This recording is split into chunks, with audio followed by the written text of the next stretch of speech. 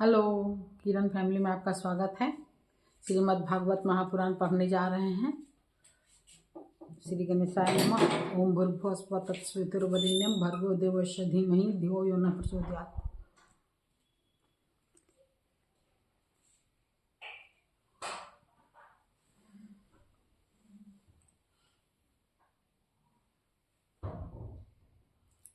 श्री राधा कृष्णाभ्याम नमः। श्रीमद् भागवत महापुराण प्रथम खंड।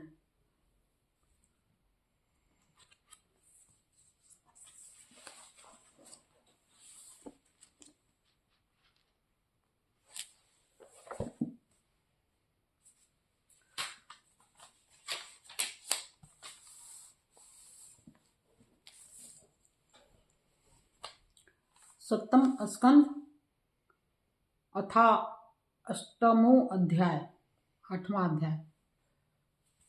नरसिंह भगवान का प्रादुर्भाव, हिरण्यकशिपु का वध एवं ब्रह्मादि देवताओं द्वारा भगवान की स्तुति। नारद जी कहते हैं, प्रहलाद जी का प्रवचन सुनकर दैत्य बालकों ने उसी समय से निर्दोष होने के कारण उनकी बात पकड़ ली। गुरु जी की दूषित शिक्षा की ओर उन्होंने ध्यान ही नहीं दिया। जब गुरु जी ने देखा कि उन सभी विद्यार्थियों की बुद्धि एकमात्र भगवान में स्थिर हो रही है, तब वे बहुत घबराए और तुरंत हिरण्यकशिपु के पास जाकर निवेदन किया। अपने पुत्र प्रहलाद की इस असह्य और अप्रिय अनीति को सुनकर क्रोध के मारे उसका शरीर थर थर कांपने लगा। अंत में उसने यही निश्चय किया कि प्रहलाद को अब अपने ही हाथ से मार डालना चाहिए। मन और इंद्रियों के वश में रखने वाले प्रहलाद जी बड़ी नम्रता से हाथ जोड़कर चुपचाप हिरण्यकशिपु के सामने खड़े थे और तिरस्कार के सर्वथा अयोग्य थे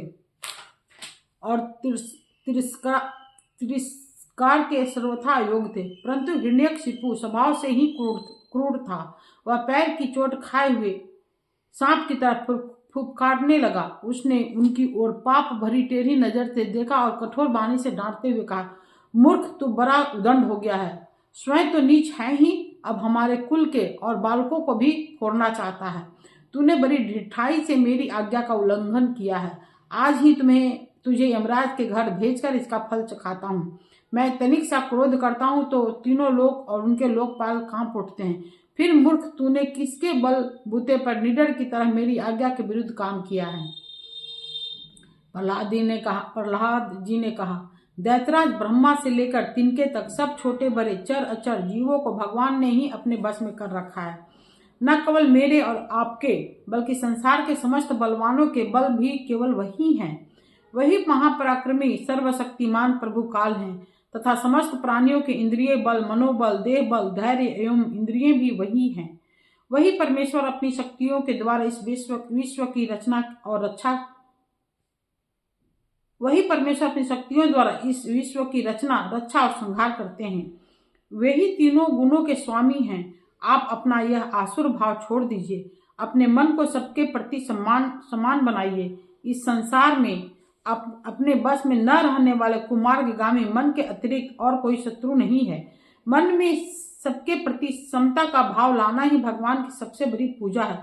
जो लोग अपना सर्वस्व लुटाने वाले इन 6 इंद्रिय रूपी डाकुओं पर तो पहले विजय नहीं प्राप्त करते और ऐसा मानने लगते कि हमने 10 दिशाएं जीत ली है, वे मूर्ख हैं। हाँ, जिस ज्ञानी और जितेंद्रिय महात्मा ने समस्त प्राणियों के प्रति समता का भाव प्राप्त कर लिया, उसके अज्ञान से पैदा होने वाले काम, क्रोध आदि शत्रु भी मर मिट जाते हैं। फिर बाहर के शत्रु तो रहे ही कैसे? हिरण्यकशिपु ने कहा, रे मंदबुद्धि, तेरे भड़कने की भी अब हद हो गई है। यह बात स्पष्ट है कि तू अब मरना चाहता है, क्योंकि जो मरना चाहते हैं वही ऐसी बेसिर पैर की बात बका करते हैं। अभागे, तूने मेरे सिवा जो और किसी को जगत स्वामी बतलाया है तो सो देखूं तो तेरा वह जगदीश्वर कहाँ है? अच्छा, क्या कहा? वह सर्वत्र है तो इस खंभे में क्यों नहीं दिखता? अच्छा, तुझे इस खंभे में भी दिखाई देता है? अरे, तू क्यों इतनी डींग हाँक रहा है? मैं अभी अभी तेरा सिर धड़ से अलग किए देता हूँ। देखता हूँ तेरा वह सर्वस्त्र हरि जिस पर तुझे इतना भरोसा है, तेरी कैसे रक्षा करता है। इस प्रकार वह अत्यंत बलवान महादैत्य भगवान ने परम प्रेमी प्रहलाद को बार बार झिड़कियां देता और सताता रहा। जब क्रोध के मारे वह अपने को रोक न सका, तब हाथ में खड़क लेकर सिंहासन से कूद पड़ा और बड़े जोर से उस खंभे को एक घूंसा मारा।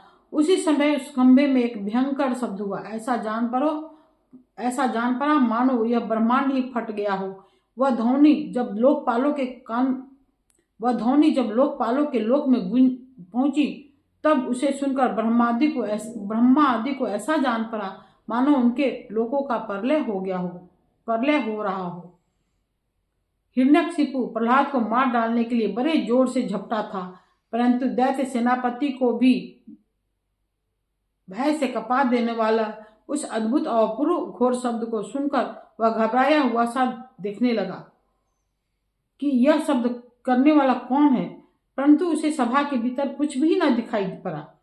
इसी समय अपने सेवक प्रहलाद और ब्रह्मा की वाणी सत्य करने और समस्त पदार्थों में अपनी व्यापकता दिखाने के लिए सभा के भीतर उसी खंभे में बड़ा ही विचित्र रूप धारण करके भगवान प्रकट हुए। वह रूप न तो पूरा सिंह का ही था और न मनुष्य का ही। जिस समय हिरण्यकशिपु शब्द करने वाले की इधर उधर खोज कर रहा था, उसी समय खंभे के भीतर से निकलते हुए उस अद्भुत प्राणी को उसने देखा। वह सोचने लगा, अहो यह तो न मनुष्य है और न पशु, फिर यह नरसिंह के रूप में कौन सा अलौकिक जीव है। जिस समय हिरण्यकशिपु उस उधर्म बुन में लगा हुआ था, उसी समय उसके बिल्कुल सामने ही नरसिंह भगवान खड़े हो गए। उनका वह रूप अत्यधिक भयावना था। तपाए हुए सोने के समान पीली पीली भयानक आंखें थीं। जम्भाई लेने से गर्दन के बाल इधर उधर लहरा रहे थे। दाढ़ें बड़ी विकराल थी। तलवार की तरह लपलपाती हुई छुरे की धार के समान तीखी जीभ थी। टेढ़ी भौहें से उनका मुख और भी दारुण हो रहा था। कान निश्चल एवं ऊपर की ओर उठे हुए थे। फूली हुई नासिका और खुला हुआ मुंह पहाड़ की गुफा के समान अद्भुत जान पड़ता था। फटे हुए जबड़े से उसकी भयंकरता बहुत बढ़ रही थी। विशाल शरीर स्वर्ग का स्पर्श कर रहा था। गर्दन कुछ डांटी और मोटी थी। छाती चौड़ी और कमर बहुत पतली थी। चंद्रमा की किरणों के समान सफेद रोएं सारे शरीर पर चमक रहे थे। चारों ओर सैकड़ों भुजाएं फैली हुई थी, जिनके बड़े बड़े नख आयुध का काम कर देते थे। उनके पास फटकने तक का साहस किसी को न था। चक्र आदि अपने निज आयुध तथा वज्र आदि अन्य श्रेष्ठ शास्त्रों द्वारा उन्होंने सारे दैत्य दानों को भगा दिया। हिरण्यकशिपु सोचने लगा, हो न हो महामायावी विष्णु ने ही मुझे मार डालने के लिए ढंग रचा है, परंतु इसकी इन चालों से हो ही क्या सकता है। इस प्रकार कहता और सिंहनाद करता हुआ दैत्यराज हिरण्यकशिपु हाथ में गदा लेकर नरसिंह भगवान पर टूट पड़ा। परंतु जैसे पतंगा आग में गिरकर अदृश्य हो जाता है, वैसे ही वह दैत्य भगवान के तेज के भीतर जाकर लपाता हो गया। समस्त शक्ति और तेज के आश्रय भगवान के संबंध में ऐसी घटना कोई आश्चर्यजनक नहीं है, क्योंकि सृष्टि के प्रारंभ में उन्होंने अपने तेज से प्रलय के निमित्त भूत तमोगुनी रूप घोर अंधकार को भी पी लिया था। तदनंतर वह दैत्य बड़े क्रोध से लपका और अपनी गदा को बड़े जोर से घुमाकर उसने नरसिंह भगवान पर प्रहार किया। प्रहार करते समय ही जैसे गरुड़ सांप को पकड़ लेते हैं, वैसे ही भगवान ने गदा सहित उस दैत्य को पकड़ लिया। वे जब उसके साथ खिलवाड़ करने लगे, तब वह दैत्य उनके हाथों से वैसे ही निकल गया जैसे कीड़ा करते हुए गरुड़ के चंगुल से सांप छूट जाए।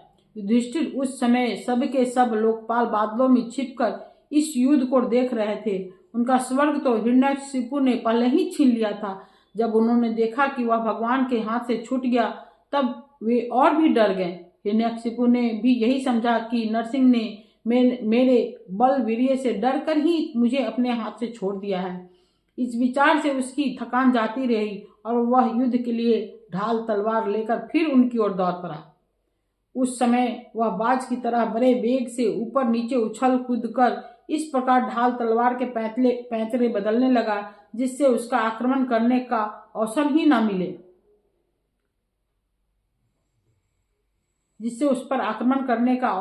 मिले।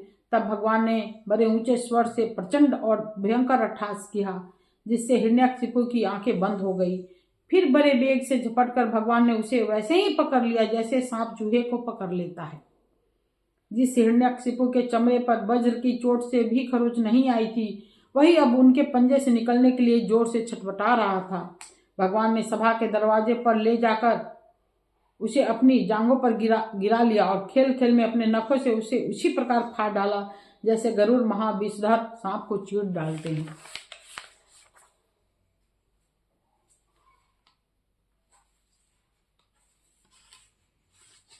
उस समय उनकी क्रोध से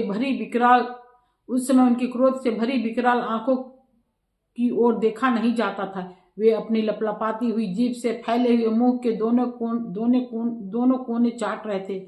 खून के छींटों से उनका मुंह और गर्दन के बाल लाल लाल हो रहे थे। हाथी को मारकर गले में हाथों की माला पहने हुए मृगराज के समान उनकी शोभा हो रही थी। उन्होंने अपने तीखे नखों से हिरण्यकशिपु का कलेजा फाड़कर उसे जमीन पर पटक दिया। उस समय हजारों दैत्य दानव हाथों में शस्त्र लेकर भगवान पर प्रहार करने के लिए आए, पर भगवान ने अपनी भुजा रूपी सेना से, लातों से और नख रूपी शस्त्रों से चारों ओर खदेड़ खदेड़ कर उन्हें मार डाला। युधिष्ठिर, उस समय भगवान नरसिंह के गर्दन के बालों की फटकार से बादल तितिर बितर होने लगे। उनके नेत्रों की ज्वाला से सूर्य आदि ग्रहों का तेज फीका पड़ गया।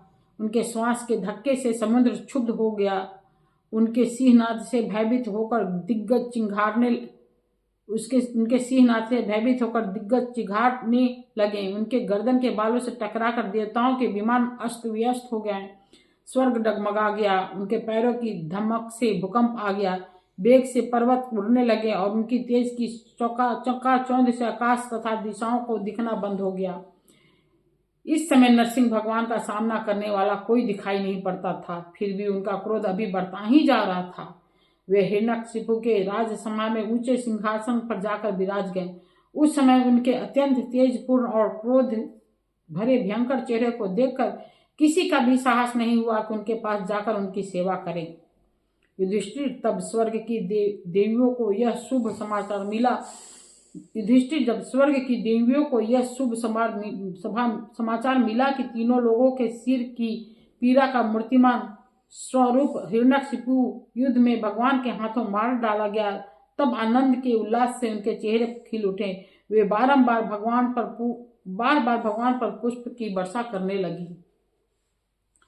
आकाश में विमानों से आए हुए भगवान के दर्शनार्थी देवताओं की भीड़ लग गई। देवताओं के ढोल और नगाड़े बजने लगे, गंधर्व राज गाने लगे, अप्सराएं नाचने लगी। तात उसी समय ब्रह्मा, इंद्र, शंकर आदि देवता, ऋषि, पितर, सिद्ध, विद्याधर, महानाग, मनु, प्रजापति, गंधर्व, अप्सराएं, चारण, यक्ष, किंपुरुष, बेताल, सिद्ध, किन्नर और सुनंद, कुमुद आदि भगवान के सभी पार्षद उनके पास आए। उन लोगों ने सिर पर अंजलि बांधकर सिंहासन पर विराजमान अत्यंत तेजस्वी नरसिंह भगवान की थोड़ी दूर से अलग अलग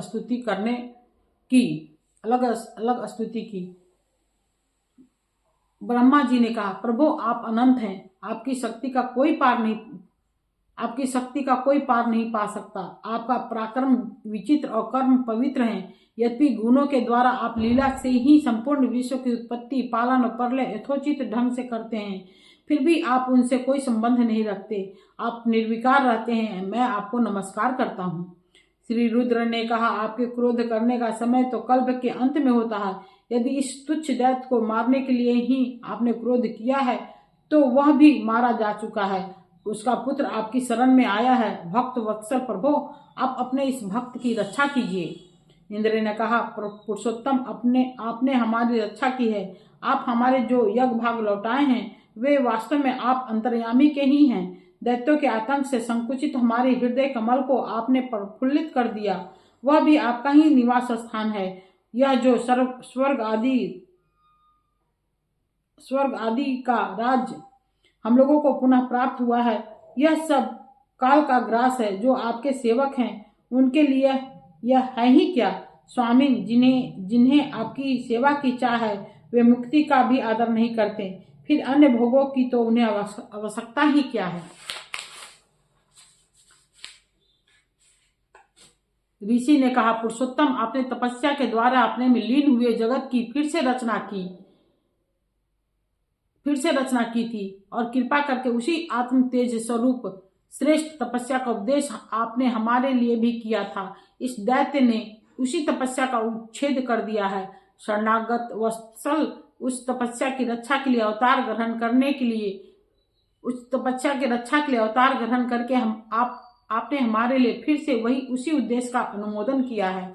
पितरों ने कहा, प्रभु, हमारे पुत्र हमारे लिए पिंडदान करते थे, यह उन्हें बलात् छीन कर खा जाया करता था।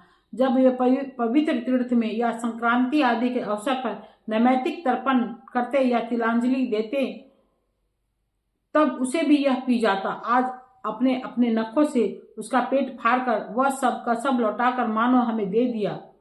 आप समस्त धर्मों के एकमात्र रक्षक हैं। नरसिंहदेव, हम आपको नमस्कार करते हैं। सिद्धों ने कहा, नरसिंहदेव, इस दुष्ट ने अपने योग और तपस्या के बल से हमारी योग सिद्ध गति छीन ली थी। अपने नखों से आपने उस घमंडी को फाड़ डाला है। हम आपके चरणों में विनीत भाव से नमस्कार करते हैं। विद्याधरों ने कहा, यह मूर्ख हिरण्यकशिपु अपने बल और वीरता के घमंड में चूर था। यहाँ तक कि हम लोगों ने विविध धारणाओं से जो विद्या प्राप्त की थी उसे इसने व्यर्थ कर दिया था। आपने युद्ध में यज्ञ पशु की तरह इसको नष्ट कर दिया है। अपनी लीला से नरसिंह बने हुए आपको हम नित्य निरंतर प्रणाम करते हैं। नागों ने कहा, इस पापी ने हमारी मनियों और हमारी श्रेष्ठ और सुंदर स्त्रियों को भी छीन लिया था। आज उसकी छाती फाड़कर आपने हमारी पत्नियों को बड़ा आनंद दिया है। प्रभु, हम आपको नमस्कार करते हैं। मनुओं ने कहा, देवाधिदेव, हम आपके आज्ञाकारी मनु हैं। इस दैत्य ने हम लोगों की धर्म मर्यादा भंग कर दी थी। आपने इस दुष्ट को मारकर बड़ा उपकार किया है। प्रभु, हम आपके सेवक हैं, आज्ञा कीजिए, हम आपकी क्या सेवा करें। प्रजापतियों ने कहा, परमेश्वर, आपने हमें प्रजापति बनाया था, परंतु इसके रोक देने से हम प्रजा की सृष्टि नहीं कर पाते थे। आपने इसकी छाती फाड़ डाली और यह जमीन पर सर्वदा के लिए सो गया। सत्यमय मूर्ति धारण करने वाले प्रभु, आपका यह अवतार संसार के कल्याण के लिए है। गंधर्वों ने कहा, प्रभु, हम आपके नाचने वाले, अभिनय करने वाले और संगीत सुनाने वाले सेवक हैं। इस दैत्य ने अपने बल, वीर्य और पराक्रम से हमें अपना गुलाम बना रखा था। उसे आपने इस दशा को पहुंचा दिया। सच है, कुमार्ग से चलने वाला का भी क्या कभी कल्याण हो सकता है। चारणों ने कहा, प्रभु, आपने सज्जनों के हृदय को पीड़ा पहुंचाने वाले इस दुष्ट को समाप्त कर दिया है। इसलिए हम आपके उन चरण कमलों की शरण में हैं, जिनके प्राप्त होते ही जन्म मृत्यु रूप संचार चक्र से छुटकारा मिल जाता है। यक्षों ने कहा, भगवान, अपने श्रेष्ठ कर्मों के कारण हम लोग आपके सेवकों में प्रधान गिने जाते थे, परंतु हिरण्यकशिपु ने हमें अपनी पालकी ढोने वाला कहार बना दिया। प्रकृति के नियामक परमात्मा, इसके कारण होने वाले अपने निज जनों के कष्ट जानकर ही आपने इसे मार डाला है। किम पुरुषों ने कहा, हम लोग अत्यंत तुच्छ किम पुरुष हैं और आप सर्वशक्तिमान महापुरुष हैं। जब सत्पुरुषों ने इसका तिरस्कार किया, इसे धिक्कारा, तब भी आज आपने इस कुपुरुष असुराधाम को नष्ट कर दिया।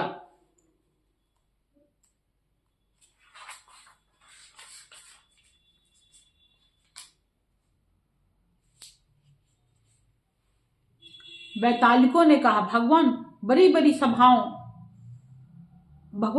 सभाओं और ज्ञान यज्ञों में आपके निर्मल यश का गान करके हम बड़ी प्रतिष्ठा पूजा प्राप्त करते थे। इस दुष्ट ने हमारी वह आजीविका ही नष्ट कर दी थी। बड़े सौभाग्य की बात है कि महारोग के समान इस दुष्ट को अपने जड़ मूल से उखाड़ दिया। किन्नरों ने कहा, हम किन्नरगण आपके सेवक हैं। यह दैत्य हमसे बेगार में ही काम लेता था। भगवान, आपने कृपा करके आज इस पापी को नष्ट कर दिया। प्रभु, आप इसी प्रकार हमारा अभ्युदय करते रहें। भगवान के पार्षदों ने कहा, शरणागत वत्सल, संपूर्ण लोगों को शांति प्रदान करने वाला आपका यह अलौकिक नरसिंह रूप हमने आज ही देखा है। भगवान, यह दैत्य आपका वही आज्ञाकारी सेवक था जिसे शंकादि ने साप दिया था। हम समझते हैं आपने कृपा करके इसके उद्धार के लिए ही इसका वध किया है। इति श्रीमद्भागवते महापुराणे परमहंस्यां संहितायां 7th स्कंदे प्रहलाद अनुचरिते दैत्यराज वधे नरसिंह स्तवो नामा अष्टमो अध्याय। नवमो अध्याय प्रहलाद जी के द्वारा नरसिंह भगवान की स्तुति।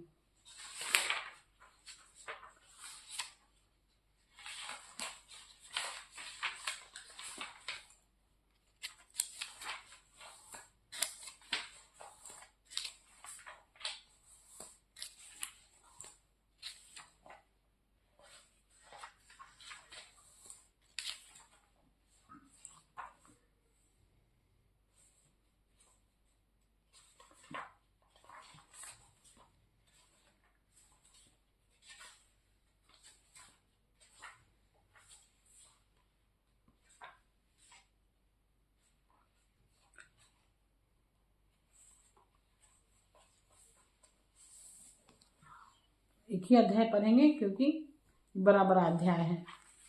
कल पढ़ेंगे नवमो अध्याय प्रहलाद जी के द्वारा नरसिंह भगवान की स्तुति।